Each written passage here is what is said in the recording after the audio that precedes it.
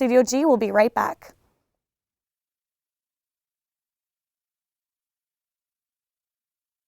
More than Music Mondays. Rap, hip-hop, R&B too. I like to play like any new upcoming music, new albums, new mixtapes. I like to open up with maybe kind of like a hype song that gives people energy. Just play any type of good music and then give people like a rundown what's going on currently in hip-hop. Just good vibes, good music. A lot of radio stations don't keep up with playing good music. So that's really the goal. This is Jalen Young on More Than Music Mondays. Check me out on the Rebel HD2. Sunday evening jazz. I mainly play a lot of contemporary jazz music from the 1960s up until about 2012, 2013. When I go on, just explain who it was, the name of the song, the name of the artist, maybe the name of the album, their career. I just hope that everybody enjoys it and appreciate it for the kind of music it is and how great it is. My name is Sam and I host Sunday Evening Jazz on the rebelhd2.com.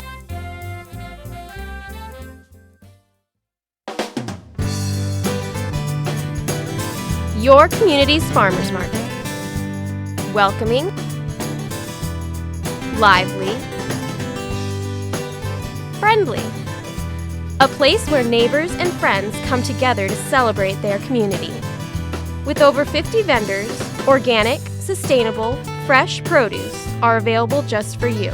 Support and buy local at Fresh 52.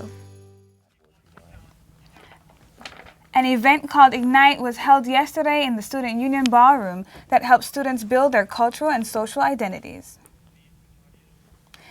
This event provided a connection between students and campus resources. It brought an understanding of one's own identity and the identity of others.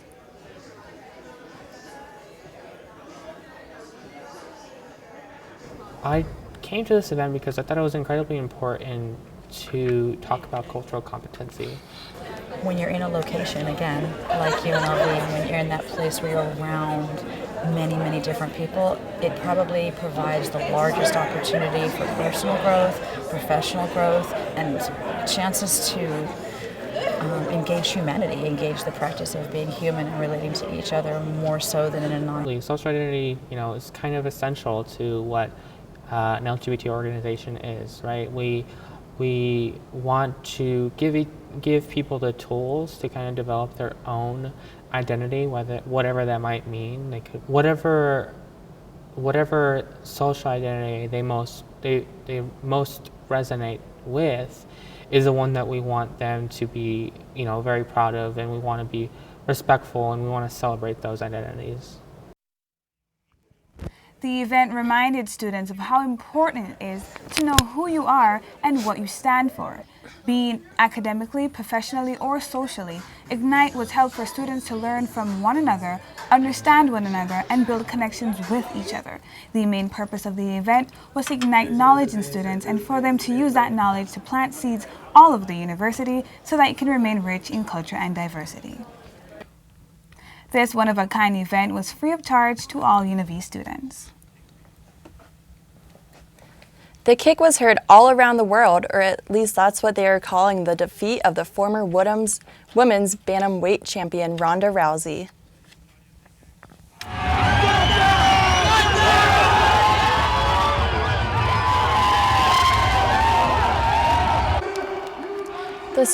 The sports world was shocked on Saturday when the UFC gold standard was knocked down a notch when its golden girl Ronda Rousey was knocked out in the second round of the UFC Bantamweight Championship of the world in Australia.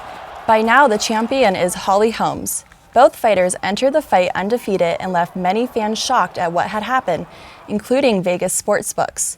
It is reported that MGM Sportsbook had a record loss of 6 figures, making it the biggest loss ever on a UFC fight. Much of the betting action on Holmes was as high as $50, where a $2 bet would win you $100. Rousey has gained much acclaim in the sporting and celebrity world in the past year due to how she dominated in her sport. After Rousey was released from the hospital, she has stated that she was fine and she would be back. Dana White, the CEO of UFC, said an immediate rematch would be in order and that Holmes' camp agreed to the decision. They have not set a date or confirmed that the fight will actually happen. A well-known actor is diagnosed, a hit spin-off is back for season 2, and a star is on the Walk of Fame for a Hogwarts alum. Here is your Hollywood Report. 134. That I am in fact HIV positive. As expected, Charlie Sheen told the world that he is HIV positive. He opened up in an interview with Matt Lauer on the Today Show. A Hollywood publicist says Sheen is getting treatment and a lot of people in his life know about his condition. Get ready for the return of AMC's Better Call Saul. Coming off one of the highest rated rookie seasons in cable history, the Breaking Bad spinoff will return for season 2 in February. Harry Potter actor Daniel Radcliffe was the latest Hollywood star to get his own Hollywood star on the Walk of Fame. Director Chris Columbus spoke about the young talent before making his big screen debut. And I saw a BBC, I guess it was a mini-series or a film, with the young Daniel Radcliffe, David Copperfield, and I was completely mesmerized by your screen presence, by how much he brought to the screen. Country music star turned hero? Blake Shelton helped rescue 4 guys after getting stuck in a mudslide for nearly 2 hours in Oklahoma. One of the guys tweeted this picture out, thanking Blake for the helping hand. And 007 holding on to #1 at the box office. Spectre earning an estimated $35.4 million in its second weekend in the U.S. Coming in at #2 again this week, the Peanuts movie, bringing in an estimated $24.4 million. And rounding out the top 3 is Love the Coopers, banking an estimated $8.4 million. For your Hollywood Report, I'm Tracy Phillips for Studio G News. This has been a very busy weekend for Hollywood and for Harry Potter himself. Coming up, reporter Mateo Hawley will be sitting down with the director of the Berman Debate Forum, Dr. Jacob Thompson, to talk about his take on President Obama's war rhetoric. And later on, we'll show you all about Ben Carson's rally in Henderson and about the thrill of off-roading. Studio G will be right back. Be an on-air personality, and that's what my career is. It feels really incredible because I've been wanting to do something like this for my whole entire life since I was little. I mean, it's an opportunity to express myself, get my voice out in public, and get heard for things that I feel strongly about. This station helped me out a lot, gave me a lot of information I didn't know about a radio station in general. It was really easy to get a show here. I took the classes and did the shadowing. They give you a lot of freedom to do what you like, and I feel like there's a lot of support in places you can get answers to. It's just an incredible experience because I could take what I learned here and I could turn it into something more. The show's name is the Rebel and Revolt Show. Pretty good show about, just someone who will actually talk about UNLV the way an outsider might feel. We talk about current events, we talk about politics, try to take an offensive swing with it. Sometimes it's hit or miss, but and then we talk about, the little things in life that everybody laughs about. And we are the Rebels and we are revolting. My name is Jameson Wilk and I run the Rebel and Revolt Show, and you can tune in at therebelhd2.com. My name is Walter from Deep Thought. My name is Bruce Gill. I'm the host of La Alternativa. Perfect Music Radio with me, Lily. My name is Sam and I host Sunday Evening Jazz. I am Rockin' Gemini. This is Jalen Young on More Than Music Mondays. And listen to us on the Rebel HD2.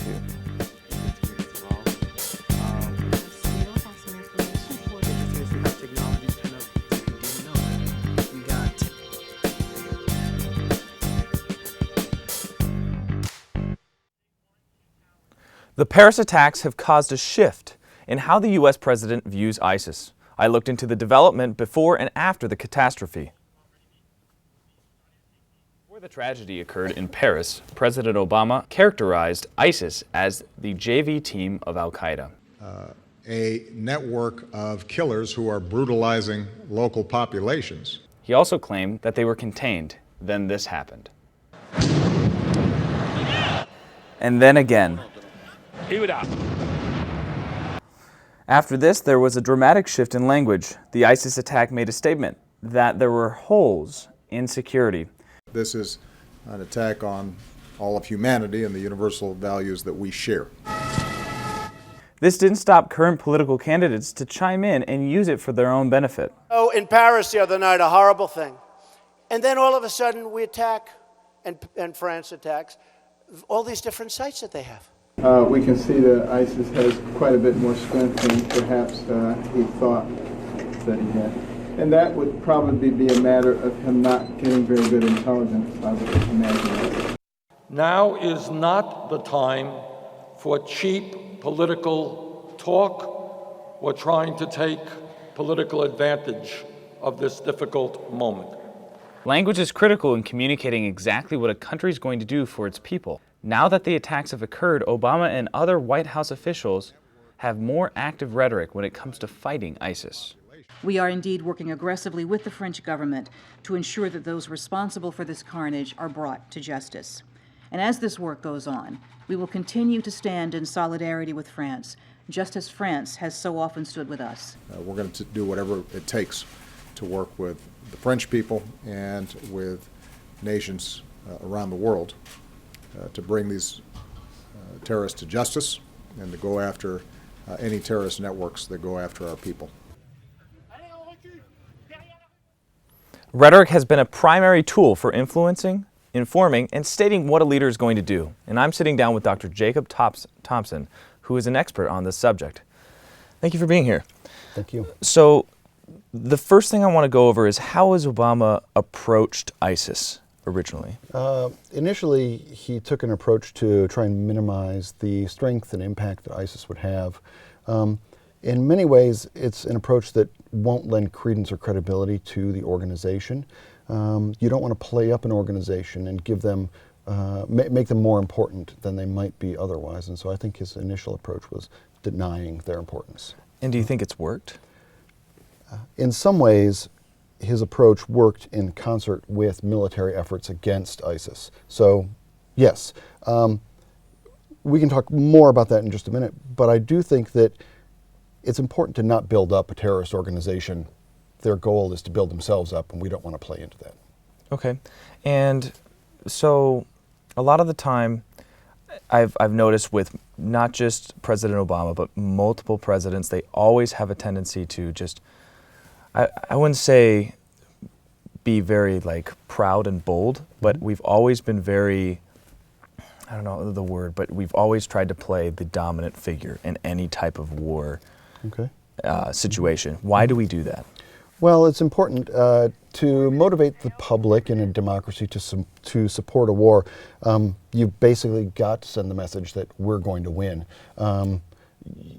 Any president who didn't espouse American exceptionalism, who didn't say America's the greatest nation on earth, America's destined to be victorious in war, probably wouldn't be president for very long. So talking about our inevitable victory and our place as the premier global leader is an important rhetorical strategy for presidents. Okay, and so how do you think he's going to handle it from now on? Well, it's interesting because I think that in some ways Obama was right, that ISIS is kind of the JV team of global terrorism. They have been in some ways contained because their regional impact has been minimized by the actions of the Kurdish Peshmerga forces and other allied attacks in the region. It's because of that containment that they had to reach outside of the region in order to have to attack a place and to make their message more widely known. In a perverse sense, their successful containment led to an attack outside so that they could spread their message more broadly. So because he characterized them as a JV team, do you think that the attack was planned far prior, or do you think that that was a response to him saying that they were contained? I don't know that we could pin the attack on a specific response to the president's comment. My guess is that their attack is a response to regional containment, that they're being hemmed in on all sides by attacks from an Iraqi force that's being better trained, Kurdish Peshmerga forces, and attacks from the Syrian resistance as well as U.S., French, and other attacks. So because they're relatively hemmed in, I think that they feel like they have to make a bold statement outside of the region. Okay, so the other part too is how can we, because of all of these guerrilla wars we've been involved with, whether it's Vietnam, whether it's the war in Iraq, Desert Storm, all those kinds of things, What makes it so difficult to be a president and try to present that to the people?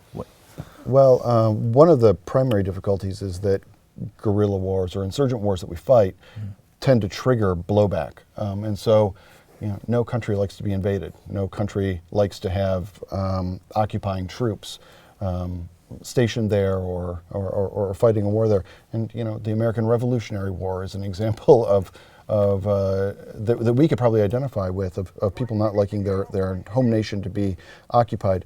At the same time, the president, if we're going to be involved in wars like that, the president has to motivate the public, has to motivate the public to support the war, and that public support translates into congressional support in terms of financing, et cetera. And so the president's rhetoric to motivate the public as well as Congress is very important. Okay, and so lastly, what can we do now? Because the question is, how are you going to approach immigration with Syrians? Because now people are hesitant to have people come in, which, because we don't know exactly if there's going to be somebody who's involved with ISIS, or do we also, so we either keep them in or we keep them out, and then we seem that we're blocking ourselves off. So what do you think is a better idea? Well, I think that we have to recognize that the vast majority of Syrian refugees are fleeing the exact same type of violence that ISIS perpetrated in Paris just the other day. The bulk of Syrian refugees are just good people whose homes and lives have been destroyed, and they're looking for a safe haven. And I think that turning them away would be giving in to what ISIS is hoping to accomplish. Turning them away says something about our values that would indicate that we're anti-Islam, anti-people from Syria, anti-Muslim, and that probably pushes people into the fold of ISIS. We obviously have to have effective refugee screening processes put into place, but the risk of a refugee causing a terrorist attack in America, I think, is relatively low, and I think that the ideological commitment to allowing refugees in is an important component of what it means, of American values. We're a nation of immigrants, and turning people away in their most dire time of need, it seems un-American to me. Okay, well, thank you very much, Dr. Thompson. We appreciate you being here. Coming up, we will be showing you all about Ben Carson's rally in Henderson, and also a thrill-seeking sport, off-roading. Don't go anywhere. Studio G will be right back. As far as Studio G, at first it looks overwhelming, and at first it looks like it's a lot of work, but I'll tell you what, it's the most beneficial class I've had at UNLV to date, without a doubt. You get to not only develop stories and work on your interviewing skills, your editing skills, and your shooting skills from a camera perspective, you get to work on all the equipment that's in the studio. So you're working on audio, you're working on directing, tech directing, you get to produce your own show. You can take a 30-minute newscast and make it your own. And that's really cool about Studio G. Like I said, a lot of it seems overwhelming at first, but it is by far the best class I've taken at UNLV since I've been here. I really enjoy doing my show. I love all types of rock, and that's why I'm doing Rock Through the Decades. We play the 50s all the way to today's rock music or rock bands. I want them to get the appreciation of how much rock has changed over the years and how it's still really great. You can never kill rock. I mean, rock is like the way to be, the way to go.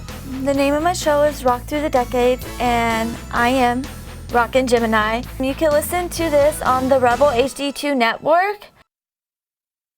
You don't get to do an internship, you have to do an internship. It's one of the requirements for a journalism major. You have to do an internship before you can graduate. Definitely having an internship as a requirement really helps push yourself out there and to just remind you that your graduation is coming up soon. You're going to have to need some work experience in your career. So it's really good to put yourself out there early on, and they tend to help students a lot more. So when you do a student internship, it really helps out a lot.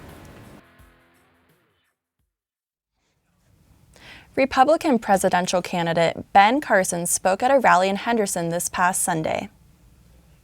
Hundreds of Carson supporters showed up to cheer him on at the amphitheater. He spoke about education, faith, and took a moment of silence to honor those lost in the Paris attacks. After this tragedy, he believes that countries coming together can be a possible solution. I think everybody should be involved. I'm not ready to prioritize and say that one is more important than the other. I think they all should be very cognizant of what the risk is for them. And I don't think it's so much that they're reluctant to join as it is that they're looking out for their own welfare. And they recognize that if they make themselves a target and then you have radicals coming after them, they're not confident that we would be behind them. And perhaps there is some reason that they shouldn't be confident. And I don't like what we've done with our allies. And I think we really should make sure that our allies know that we are their friends and that we have their back. He also spoke about immigration and how new technology can help cut down the illegal immigration across the U.S. and Mexico border. Earlier that same day, he made an appearance at the International Church of Las Vegas. An off-road excursion in Boulder City is teaching everyday people how to drive like pro race car drivers. If you're an adrenaline junkie like I am, you're probably always looking for your next rush. Vegas Off-Road Experience might just be the place for you.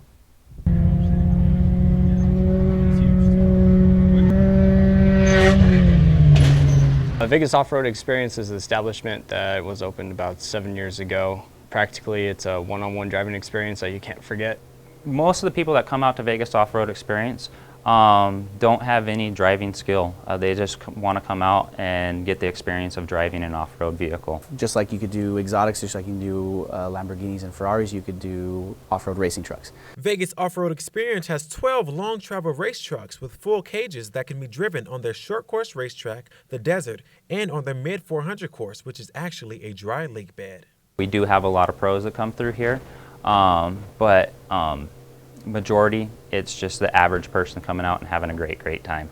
So we can train you to be a professional. Well, there's so many different types of people that we get to meet because we're in Las Vegas and people come from all over the world. It's the best thing ever. I mean, just like any other motorsport, it's crazy. It gets your blood pumping and it puts nothing but a smile from ear to ear on your face. I'd recommend it to my grandma. I'd recommend it to anyone. We had a single amputee guy out here, one arm. He went out on the track, he jumped the truck. He said that was the best thing that ever happened to him ever since. Wow. So it's definitely really cool. Right now I'm out here at Vegas Off-Road Experience and I'm ready to get on this track.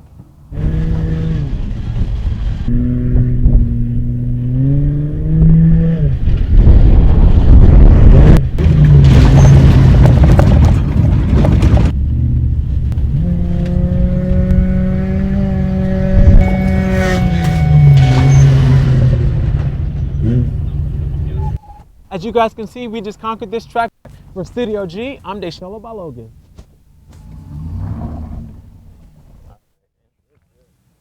For more information on the Vegas Off-Road Experience, check out VORE.com. Well, that's all we have for you today. I'm Alexa Vita. And I'm Shanique Schaff. Make sure to join us next time on Studio G. Have a great day.